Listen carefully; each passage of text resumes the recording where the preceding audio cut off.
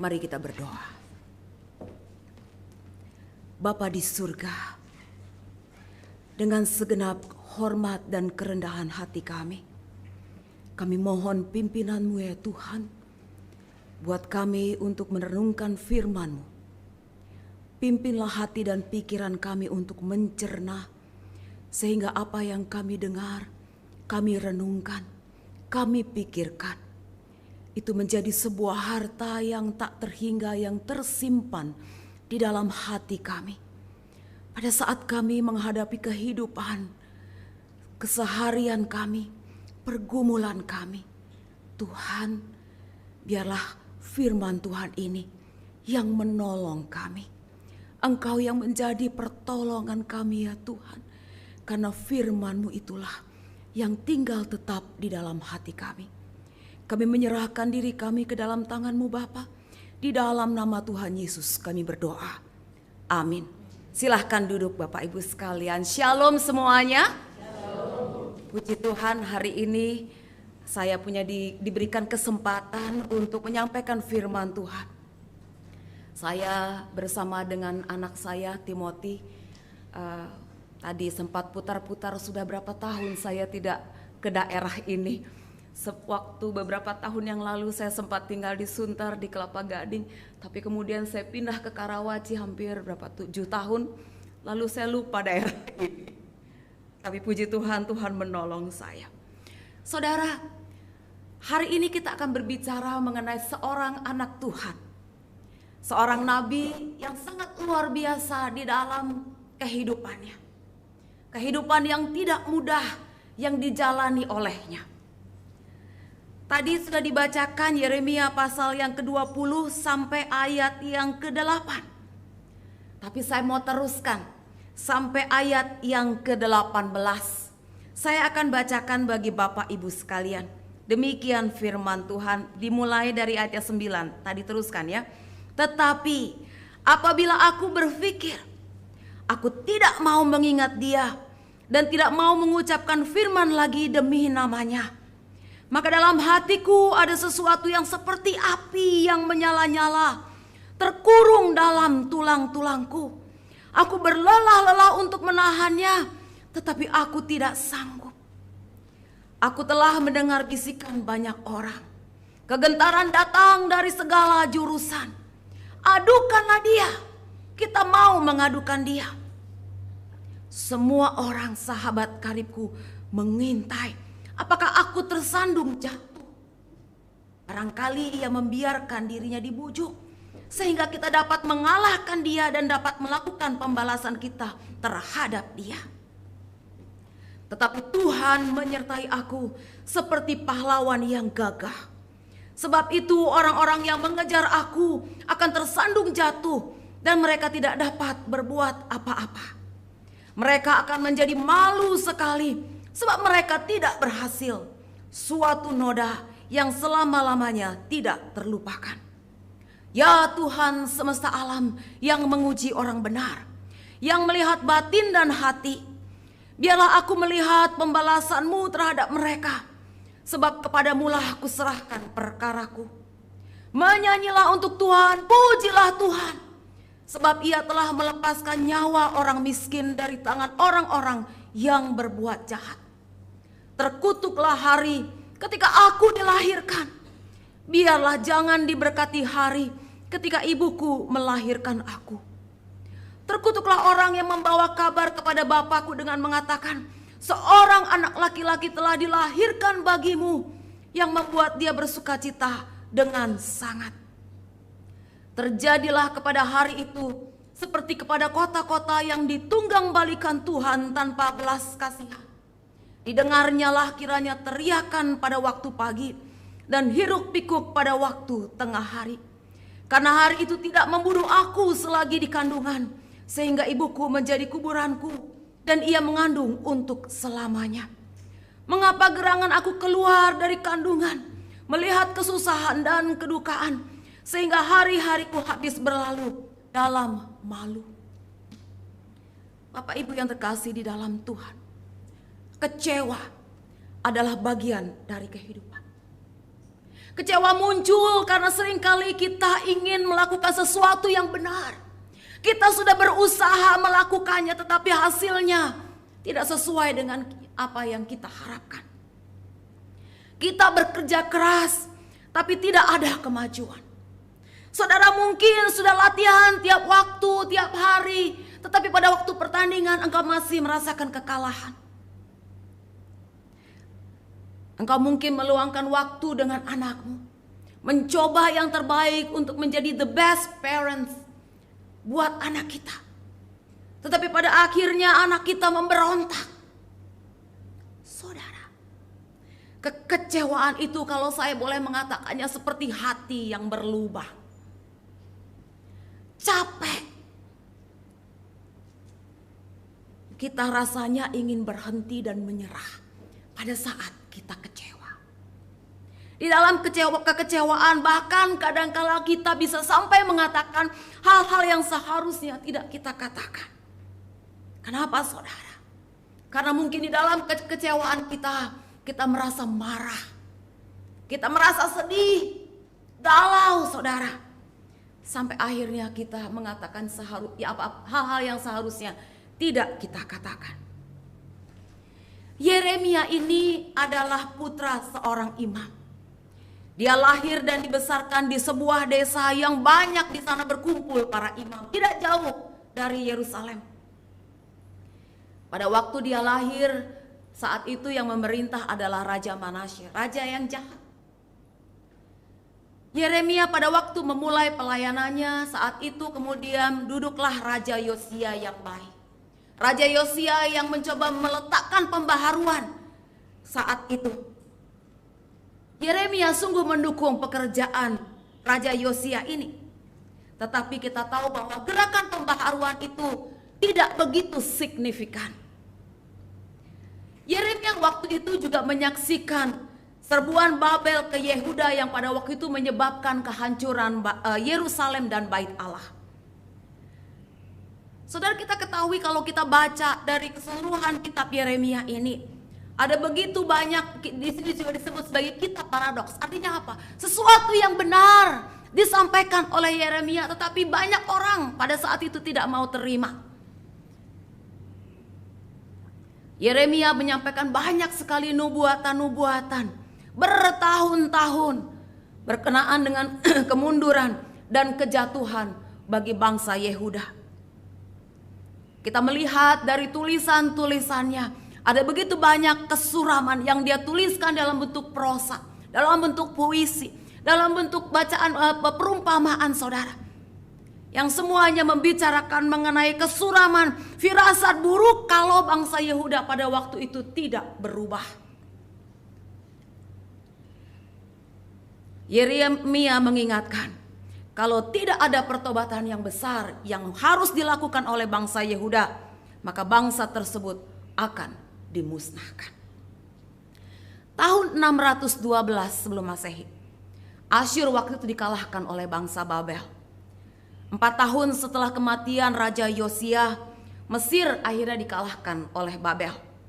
Di tahun itu juga kemudian Raja Nebukadnezar menyerang Palestina, merebut Yerusalem dan kemudian membawa pemuda-pemuda pilihan ke negaranya. Waktu itu ada Daniel dan 3 orang sahabatnya. Lalu penyerbuan kedua terjadi di tahun 597 di Yerusalem. Pada waktu itu dibawalah 10.000 orang tawanan terbaik. Dan di sana ada Yehezkiel, saudara. Selama peristiwa ini terjadi, nubuatan Yeremia terus-menerus disampaikan bahwa ada hukuman Tuhan akan terjadi kalau Yehuda tidak memperhatikan. Begitu banyak nubuatan yang sudah disampaikan oleh Yeremia. Kalau saudara melihat di dalam Yeremia pasal yang ke-31, di sana disampaikan bagaimana Israel dan Yehuda berkali-kali melanggar perjanjian dengan Tuhan dan kemudian mereka akan dihancurkan.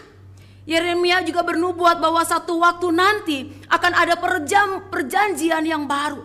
Kalau kita lihat kemudian dalam kitab Perjanjian Baru, Lukas pasal 22, Matius pasal yang ke-26, Markus pasal 14 berbicara mengenai penggenapan gereja sebagai umat perjanjian baru Allah.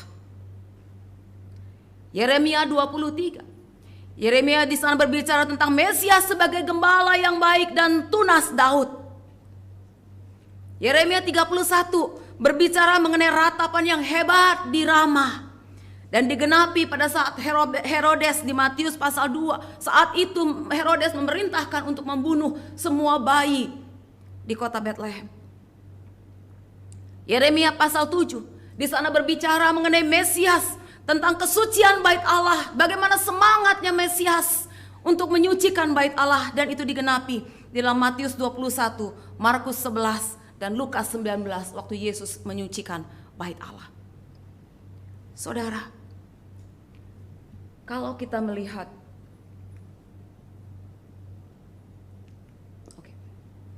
Yeremia adalah seorang nabi yang membawa nubuatan-nubuatan yang keras sebenarnya. Sulit diterima. Tetapi orang yang seperti ini sebenarnya hatinya sangat lembut. Kalau saudara lihat apa yang ditulisnya barusan tadi kita baca di pasal yang ke-20 saja. Dia benar-benar hatinya itu seorang yang lembut sekali, sangat sensitif. Tetapi kalau kita melihat nubuatan-nubuatan yang disampaikannya, nubuatan-nubuatannya adalah nubuatan yang sulit diterima, sulit didengar, keras saudara.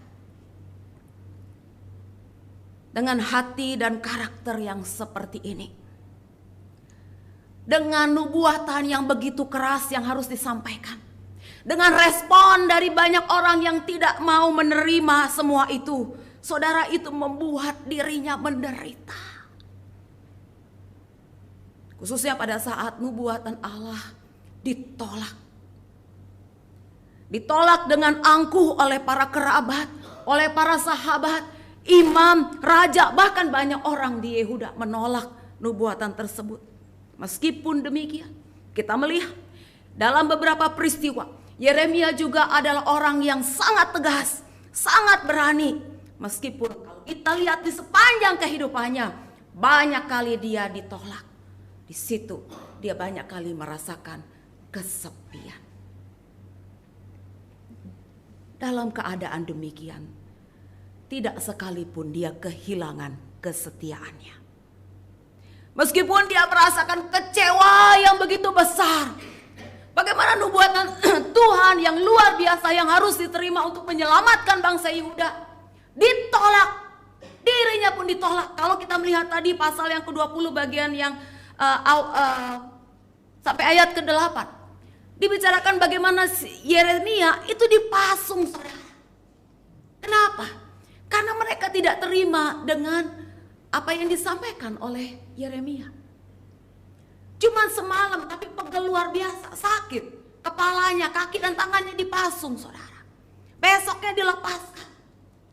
Tapi sakit fisik ini bukan cuma itu, sakit secara mental, sakit secara pikiran, stres, saudara. Yeremia setia melaksanakan panggilannya sebagai seorang hamba Tuhan, sebagai nabi yang membawa peringatan-peringatan kepada bangsa Yehuda. Tragisnya, ia berkhotbah kepada telinga yang tuli. Dia bahkan menuai kebencian sebagai balas kasihnya kepada bangsa yang dikasihinya. Tidakkah kita melihat yang sama pada Tuhan kita Yesus Kristus? Dia menyampaikan keselamatan itu kepada bangsa waktu itu, kepada orang-orang, kepada murid-muridnya. Dia minta untuk sampaikan. Ditolak. Sampai dia mati di atas kayu salib, saudara, karena penolakan itu. Tapi dia setia hingga akhir. Pada waktu Allah memanggil Yeremia untuk menyampaikan pesan yang berat itu kepada sejumlah orang-orang yang jahat, Yeremia memperingatkan kepada bangsanya bahwa kalau mereka tidak bertobat, maka akan ada penghukuman berat. Yeremia taat melakukan perintah Tuhan. Sampai satu waktu Yeremia sangat marah. Kita lihat Pasyur sampai namanya diganti, saudara. Namanya Magor-Misabib, yang artinya kegentaran dari segala jurusan. Artinya ini sebenarnya menggambarkan teror yang akan dialami oleh Babilonia yang pada waktu itu bertempur melawan Yehuda. Pasyur pada waktu itu setelah itu akan menderita, saudara, akibat penghukuman Tuhan. Dan dia akan mati dan dikuburkan di luar Israel. Saudara, pada waktu itu kalau seorang Israel dikuburkan di luar Israel, itu dianggap sebagai sebuah penghukuman. Karena tanah-tanah di luar itu dianggap sebagai tanah yang najis. Mengapa demikian, saudara? Karena kita lihat pada ayat 8, di sana dikatakan bahwa Pasyur menyampaikan khotbah kebohongan di dalam nama Tuhan. Dia mengangkat penyembahan berhala di dalam bait Allah, saudara. Jadi karena itu kemudian dia pada saat dia mati, dia akan dikuburkan di tanah yang penuh dengan kebohongan dan berhala. Kalau saudara melihat pada ayat yang ke-20, pada waktu itu Yeremia, ayat yang ke-10, pada waktu itu Yeremia mengeluh luar biasa. Yeremia merasa tertekan di antara Allah dan orang-orang yang menolak untuk mempercayainya. Allah yang memerintahkan dia dan orang-orang ini menolak untuk menerima perintah dari Tuhan. Dia merasa di tengah-tengah terhimpit. Dia bergumul dengan perasaan kecewanya yang mendalam. Kenapa? Karena bangsanya tidak mau menerima firman Tuhan. Tetapi di sisi lain, dia bertanggung jawab bagaimana caranya agar bangsanya bisa menerima ini. Disinilah kekecewaan itu terjadi. Krisis itu terjadi. Yeremia meratap. Kalau di dalam ayat yang 14 sampai 18, kalau saya boleh gambarkan dengan bahasa saya sendiri, saya mungkin akan berkata begini: Tuhan, saya sudah melakukan apa yang Engkau perintahkan, tapi apa yang terjadi? Mengapa saya harus menerima semua ini? Orang-orang itu diam-diam menentang saya. Kenapa Engkau menyeret saya dalam kekacauan seperti ini? Kenapa Engkau tidak memperingatkan saya bahwa situasinya akan sulit seperti ini? Kalau tahu akan begini, lebih baik saya tidak dilahirkan. Lebih baik saya tidak ada di dalam dunia ini dan menjalani tugas berat seperti neraka ini. Frustasi, saudara. Kecewa dia. Kalau kita lihat di dalam Mazmur 13 ayat 1 dan 2, pemazmur juga menuliskan ratapan yang mirip seperti ini. Dikatakan di sana, berapa lama lagi Tuhan Kau lupakan aku terus menerus? Berapa lama lagi Kau sembunyikan wajah-Mu terhadap aku? Berapa lama lagi aku menaruh kekhawatiran dalam diriku dan bersedih sepanjang hari? Berapa lama lagi musuhku meninggikan diri atasku? Mazmur 4:4. Mengapa Engkau tidur ya Tuhan? Saudara, siapa di antara kita yang tidak pernah kecewa? Siapa di antara kita yang berharap-harap cemas, takut menghadapi kekecewaan?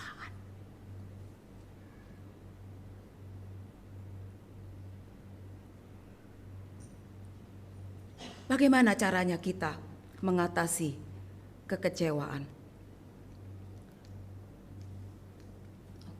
Yang pertama, mari saudara, kita jujur kepada Tuhan mengenai apa yang kita rasakan.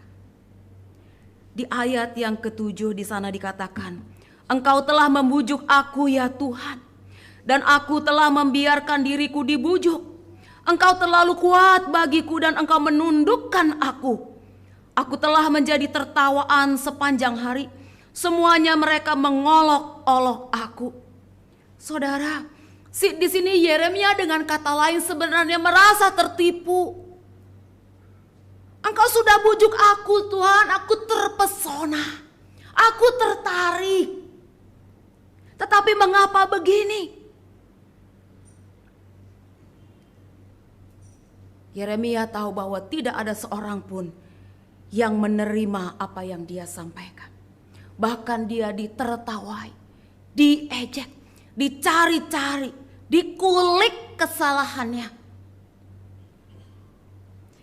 Pada saat itu dia berteriak agar orang-orang bertobat, tapi tidak ada yang peduli. Yeremia mengeluh di hadapan Tuhan.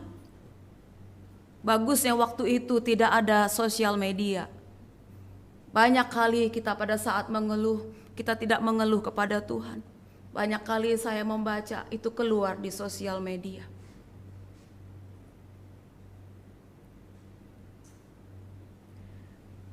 Seringkali saya ditanya begini, apakah salah ya Bu Yogi kalau saya marah kepada Tuhan? Saudara, kita harus ingat bahwa kemarahan adalah luapan emosi. Jadi kadangkala bisa benar, kadang juga bisa salah. Pada saat kita meluapkan emosi kita, seringkali akibatnya bisa jadi salah, ya. Oleh karena itu, pada saat kita sedang marah, pada saat kita sedang kecewa, penting sekali buat kita memiliki kontrol atas diri kita sendiri. Saya seringkali menjawab begini, kalau engkau marah kepada Tuhan, sampaikan saja kepada Tuhan di dalam doa. Karena Allah kita adalah Allah yang besar, Allah yang kuat, Allah yang bijaksana untuk mendengarkan, untuk mengerti kita, sakit hati kita, kemarahan kita. Semua itu sebenarnya genuine feeling. Pada saat kita berdoa dengan rasa itu kita sampaikan kepada Tuhan. Itu genuine feeling kita. Kita nyatakan kepada Tuhan.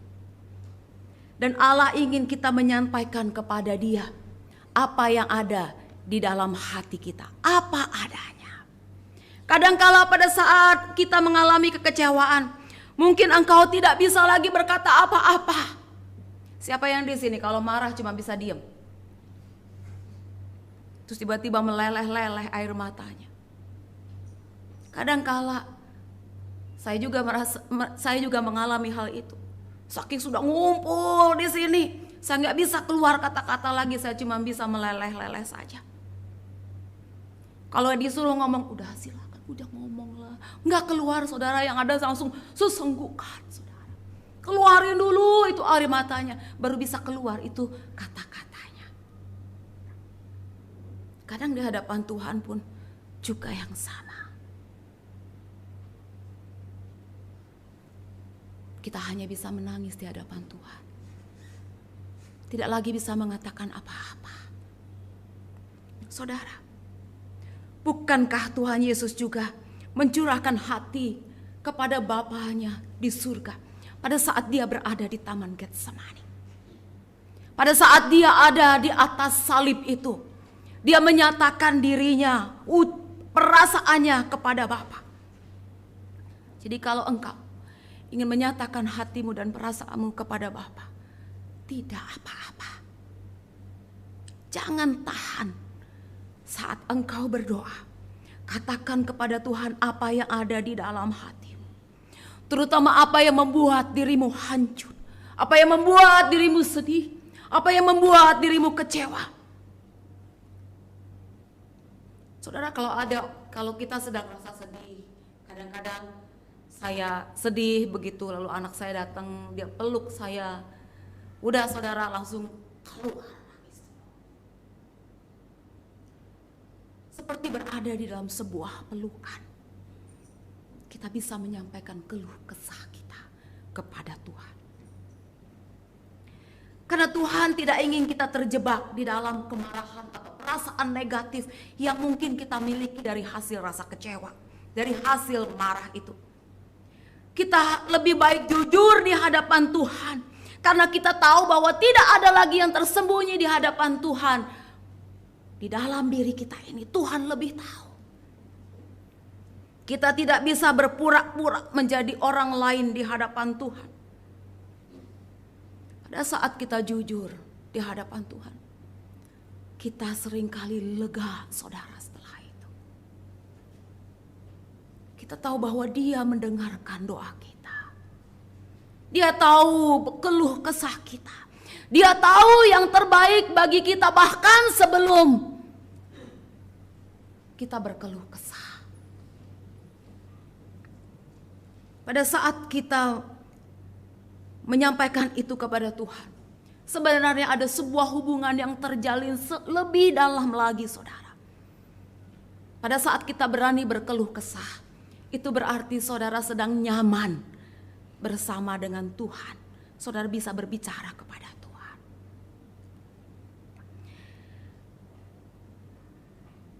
Allah menginginkan anak-anaknya yang setia, jujur, tulus pada waktu mencurahkan hati kita di hadapan Tuhan.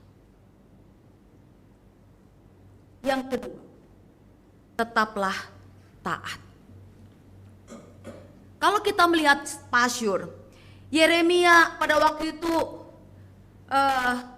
gemes sekali, marah sekali dengan tindakan Pasyur. Sampai akhirnya kalau kita melihat di ayat-ayat setelah itu, dia mengeluh dan dia rasanya sampai ingin meninggalkan pekerjaan pelayanan Tuhan. Sampai seperti itu, saudara. Meskipun Yeremia mengeluh sampai seperti itu, Yeremia tahu juga. Selanjutnya kita lihat flow-nya ya. Bahwa dia sebenarnya sulit untuk meninggalkan panggilan Tuhan. Dia mengeluh, tapi dia sulit meninggalkan panggilan Tuhan baginya. Karena di sana dikatakan seperti api yang menyala-nyala, terkurung dalam tulang-tulangku. Aku berlelah-lelah menahannya, tetapi aku tidak sanggup. Yeremia berkhotbah bukan karena ia ingin bicara, tetapi dia harus menyampaikan apa yang seharusnya dia sampaikan dari Tuhan. Banyak sekali hari ini para hamba Tuhan yang tetap terus melakukan tugas pelayanannya dengan setia meskipun hati mereka tersakiti. Meskipun hati mereka mengalami kecewa yang mendalam. Mereka mungkin merasa ditolak, mereka mungkin merasa marah. Tetapi mereka tahu dengan jelas bahwa mereka tidak bisa meninggalkan panggilan Tuhan bagi hidup mereka. Saya kadang-kadang berkumpul dengan teman-teman sesama hamba Tuhan. Beberapa dari Surabaya kami suka kumpul bersama. Satu orang hamba Tuhan sempat mengatakan begini pada saat kami berkumpul. Ada seorang yang datang kepada saya dan menyampaikan kepada saya bahwa dia mau melayani Tuhan sepenuh waktu. Lalu saya sampaikan kepadanya, kata teman saya ini, jangan melayani. Jadi hamba Tuhan itu susah. Seringkali ditolak, seringkali banyak kecewanya. Lalu kami cuma bisa lihat dia bicara seperti itu. Lalu akhirnya kami cuma bilang begini, terus ujungnya kamu bilang apa? Lalu saya sampaikan kepada orang ini begini, kalau saya jadi kamu, saya akan melakukan hal yang lain. Di pembicaraan itu kemudian ada satu teman saya yang mengatakan begini, tahu nggak kenapa saya melepaskan semua pekerjaan, melepaskan kedudukan, melepaskan pendapatan saya yang begitu besar, melepaskan gelar saya, karena saya dipanggil Tuhan. Ketika kita dipanggil Tuhan untuk melayani, saudara, kita tidak bisa mengabaikan panggilan itu. Meskipun kita tahu tantangan di depan sana sulit, tetapi engkau tahu, engkau tidak bisa meninggalkan panggilan Tuhan. Pada saat panggilan itu datang di dalam hati secara internal sebagai hasil karya Roh Kudus yang bekerja di dalam hati kita. Dalam prosesnya, sampai akhirnya panggilan Tuhan itu tidak tergoyahkan. Disitulah kemudian menjadi tanda bagi orang tersebut bahwa inilah tujuan bagi hidupnya. Pada saat tujuan itu sudah ditangkap, sudah dipahami, diterima, maka kemudian kita lihat dari hasil hidupnya. Komunitas di sekitarnya dapat melihatnya, dapat menyaksikannya, dapat mengkonfirmasikannya. Saudara, tidak ada seorang pun dapat memenuhi peranan pelayanan yang sangat sulit tanpa dia memahami panggilan Tuhan dalam hidupnya. Kalau pada saat ini setiap saudara melayani Tuhan, itu adalah anugerah dari Tuhan. Itu adalah amanat dari Tuhan Yesus kepada kita. Gereja kita mendapatkan amanat dari Kristus untuk melayani sampai ke seluruh bumi. Itu adalah panggilan yang luar biasa. Tanpa panggilan itu, siapapun kita yang melayani Tuhan dapat kapan saja meninggalkan pelayanan dan kecewa, saudara. Oleh karena itu panggilan ini sangat penting. Yang ketiga, pada saat kita mengalami kekecewaan, waspadalah, berhati-hatilah, dan ketahuilah bahwa Tuhan menyertai kita. Pada ayat yang ke-11 di sana dikatakan, tetapi Tuhan menyertai aku seperti pahlawan yang gagah. Sebab itu orang-orang yang mengejar aku akan tersandung jatuh dan mereka tidak dapat berbuat apa-apa. Mereka akan menjadi malu sekali sebab mereka tidak berhasil. Suatu noda yang selama-lamanya tidak terlupakan. Yeremia menyadari bahwa dia tidak sendirian. Dia memang mungkin kelihatannya seperti berada di posisi orang yang kalah. Tetapi dia tahu bahwa akan ada kemenangan yang diberikan Tuhan kepadanya karena dia melakukan pelayanan Tuhan. Tuhan bertindak dengan waktu dan cara yang efektif pada saat kita harus menghadapi musuh-musuh kita. Pada saat kita harus menghadapi pergumulan kita. Seringkali dalam kekecewaan kita melihat ke dalam masalah kita menjadi frustasi. Situasi kita terlihat kacau, kita bingung. Dan kita lupa untuk melihat ke atas kepada Dia yang tidak pernah meninggalkan diri kita. Kepada Dia yang selalu setia pada janji-janjinya. Coba bayangkan saudara. Pada saat kita sedang bergumul, kemudian kita menyadari keberadaan Allah ada dekat kita. Rasanya itu aman dan damai. Dulu waktu saya kecil, saya mulai SD.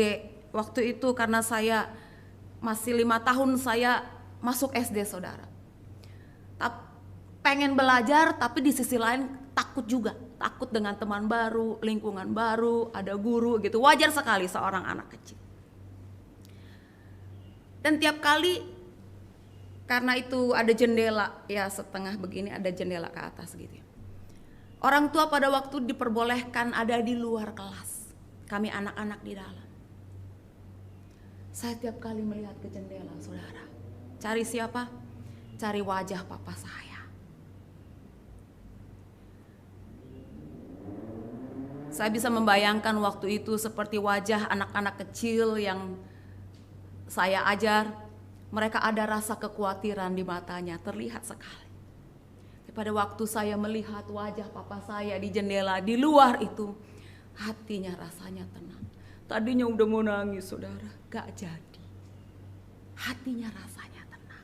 Demikian juga saudara, pada waktu Tuhan kita menyadari Tuhan bersama dengan kita, hati ini rasanya tenang. Untuk kita tahu tentang kehadiran Allah, saudara, kita harus rajin baca firman Tuhan. Kalau kita tidak rajin baca firman Tuhan, bagaimana kita tahu? Bagaimana kita mengerti hikmat yang Tuhan berikan kepada kita? Kemarin pada saat saya menyampaikan firman Tuhan kepada youth di satu gereja di Hayam Buruk, saya sampaikan bagaimana firman Tuhan yang dilihat sebagai sebuah harta, tapi hanya dihafalkan oleh anak-anak sekolah minggu.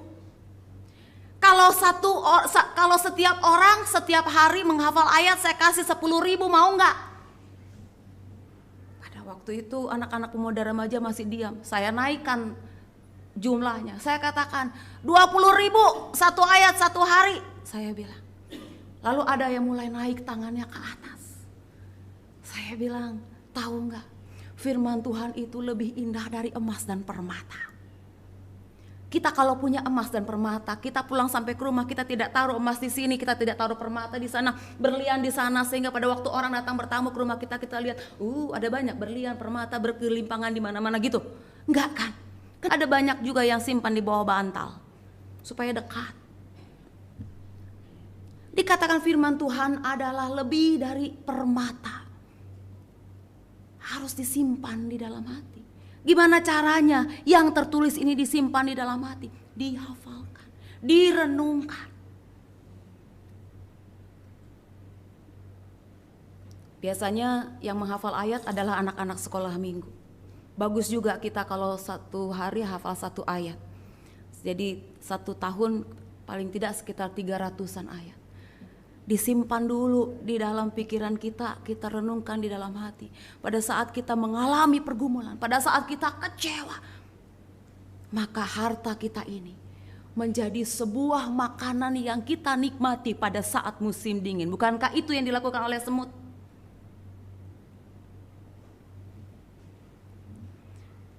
A.W. Tozer menulis begini. Dunia ini binasa karena kurangnya pengetahuan tentang Allah, dan gereja menghadapi kelaparan karena kerinduan akan kehadirannya. Kesembuhan yang diperlukan karena penyakit rohani dari kebanyakan kita adalah dengan cara masuk dalam kesadaran pengalaman rohani. Untuk mengalami itu, saudara, maka kita masuk di dalam firman Tuhan.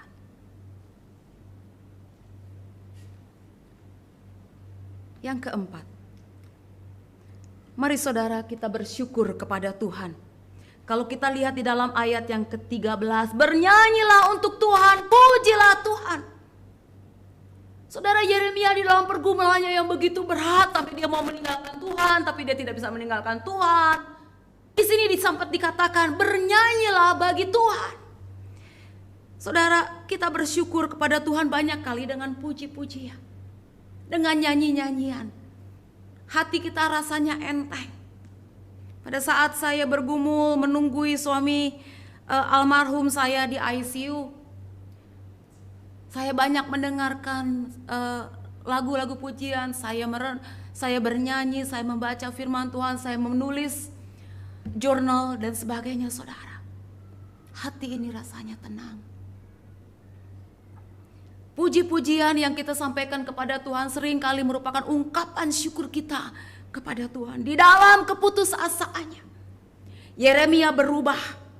Dia meninggikan sukacitanya. Sikapnya yang tadinya seperti orang kalah berubah menjadi sukacita. Karena puji-pujian itu dia tahu membawa kemenangan dan membuat dirinya menjadi orang yang berani. Puji-pujian adalah salah satu senjata bagi kita orang percaya pada saat kita menghadapi pergumulan hidup, pada saat kita menghadapi kekecewaan. Puji-pujian kepada Tuhan menolong kita untuk bertahan. Ketika kita memuji Tuhan, kita mengakui bahwa Allah lah yang bertanggung jawab atas hidup kita, karena kita melakukan kehendak Tuhan di dalam hidup kita. Karena itu kita mau taat pada Dia.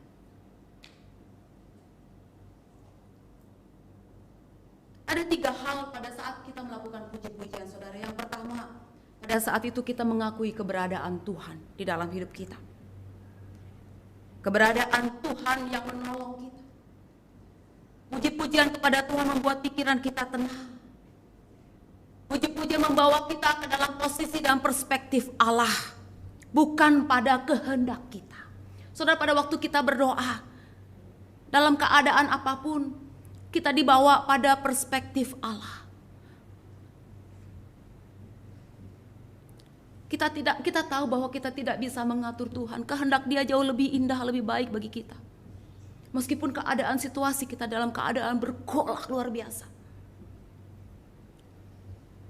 Jadi pada waktu kita berdoa, pada waktu kita memuji Tuhan, Semuanya itu membawa kita pada perspektif Allah yang benar. Dan saudara, pada saat kita memuji Tuhan, kita mengakui rencana Allah. Jadilah kehendak-Mu di dalam hidupku. Banyak kali dikatakan demikian, bukan? Katakan di dalam hati pada waktu menyanyikan itu, amin.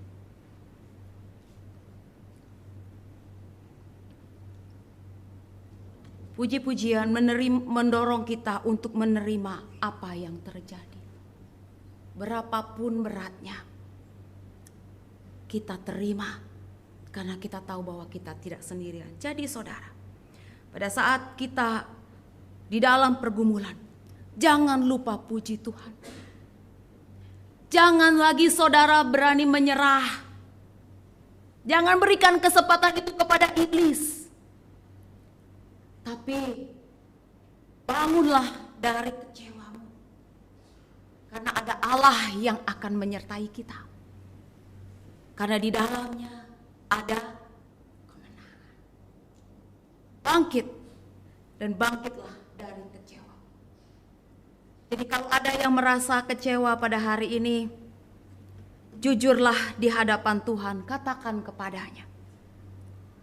Taat kepada Tuhan, lakukan apa yang Tuhan ingin engkau lakukan di dalam hidupmu. Ketahuilah bahwa Tuhan ada bersama dengan kita. Yang terakhir, bersyukurlah dan pujilah Tuhan dengan segenap hati. Mari kita berdoa.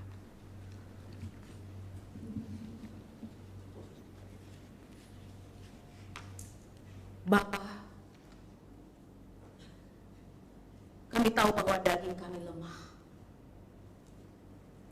Tapi kami tahu kepada siapa kami bersandar. Tonggak yang kokoh yang memberikan harapan kepada kami. Kami tahu ya Tuhan, hidup kami di dalam dunia ini adalah sementara. Kristus Yesus sudah memberikan harapan itu dan kami genggam erat di dalam hati kami, di dalam iman kami. Bahwa hidup ini akan kami jalani menjadi hidup yang sukses sesuai dengan rencana Tuhan bagi hidup kami. Dan pada waktunya nanti kami bersama dengan Tuhan bersukacita menjadi pemenang. Tuhan, terima kasih untuk firman. Kami menyerahkan diri kami kepadamu ya Tuhan dalam perjalanan hidup ini. Jadilah pada kami sesuai dengan kehendak-Mu. Di dalam nama